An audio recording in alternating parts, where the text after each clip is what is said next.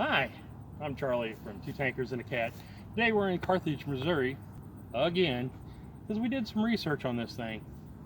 Follow me. As you can see, it's very, very hard to see, but there's the leg here, and it comes up, and you can see the dog's head, okay? You see the dog's head, black nose, black ear, black eye, white body, black spots, okay? And then down here, it said, don't kick our dog, okay? Don't kick our dog. This, after I did some research, and I had somebody on Facebook that's friends with Russell's. In fact, he's a friend on Russell's Facebook. He actually said, hey, that's my uncle's or grandfather's old unit, don't kick our dog. Well, I researched it. It's the 203rd Engineering Battalion. Now, the 203rd Engineering Battalion, yeah, well, they have offices in Joplin, Missouri, down here. Oh, I guess you would call it Southwest.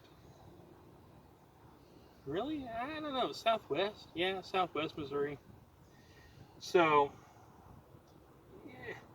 you'd have to look on the map on Carthage. And if you get a chance to come down here, they have a beautiful golf course over here. She'll show you.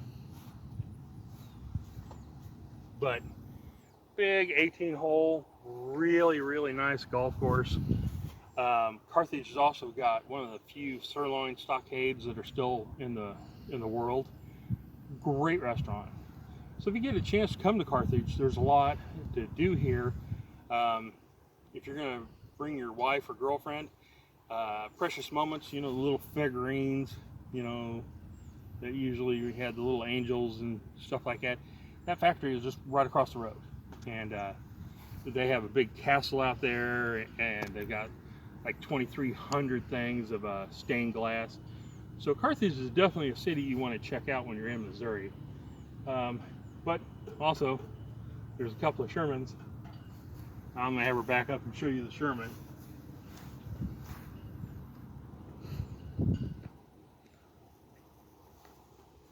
You can tell by the gun from the front, the muzzle brake, all the way down to the turret.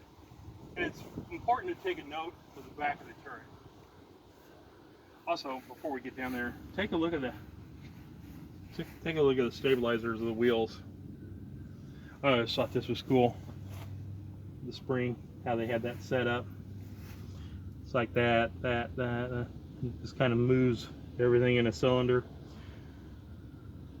For a World War II tech, it'll work. It'll work.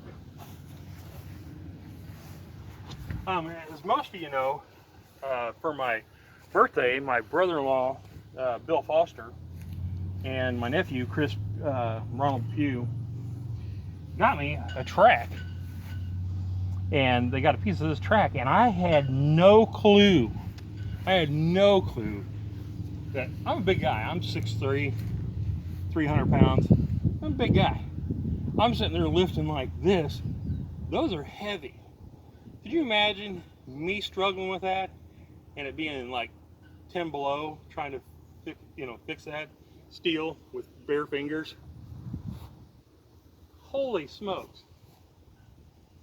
That'd be terrible. But anyway, I wanted to show you the back of the turret. You see the W up here? I don't think you can get close enough.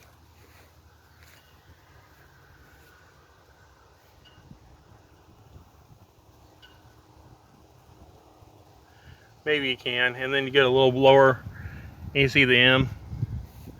Well, I had somebody say, what is the M marking on the tank? And I researched and researched. I said, now you saw an M? And he goes, yeah, and he sent me pictures. Well, kind of find out it's the W turned upside down. That's how it's forged. So, yeah, I know that's a Charlie thing, but yeah. I couldn't read the last number, 272289, and I want to say a 1, but I can't make sure. But finish up my talk about the 203rd Engineering Battalion. They were mobilized back in the 40s during the World War II, and they got the fine, wonderful job of protecting California and the Pacific coast from invasion. They thought the Japanese were going to invade, so they did anti-aircraft, other stuff to prevent Japanese invasion. But the big thing is they're like, well, why'd they get the tank? Well, come to check out on this tank. Most of the tanks that they sent over to ship to places, I learned this from Rob Cohen down there in Fort Benning. He's a curator for the Fort Benning Armored Cavalry Collection. And the funny thing is, when they shipped these Shermans over to Europe and other places, they didn't take them back because it was tons of money to ship them back. Well, the 203, this was like the one tank they got. So they were kind of partial to it, and they actually would pack their gear up and bring it back, along with their tractors and other heavy equipment, because wherever they go, their equipment goes with them. But they went to the Aleutian Islands up in Alaska. Very, very, very, very few historians know about the horrible battles that happened on the Aleutian Islands. If you get a chance, look up Aleutian, Alaskan Islands, World War II, Japanese. The Japanese had actually invaded, well, America owned these islands in Alaska, the Aleutian Islands. They took them. Well, 203rd was part of the group that went up there and helped them take them out. But they were afraid. These engineers were like, hey, we're going out there and getting shot at. You know, we want something to protect our guys out there. Well, they got this baby. So they've been bringing this baby around everywhere. Boy, look at that golf course.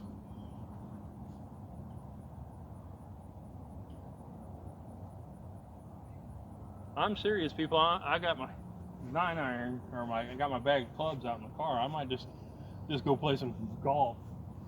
But again, if you come up to Carthage, learn about some history. We're at the National Guard Armory in Missouri, Carthage, Missouri.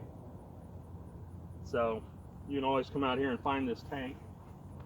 And I wish I remember Russ's friend's name that said, hey, and if you're watching this and I forgot your name, message me and I'll put you in our podcast. But what a great tank. What great history.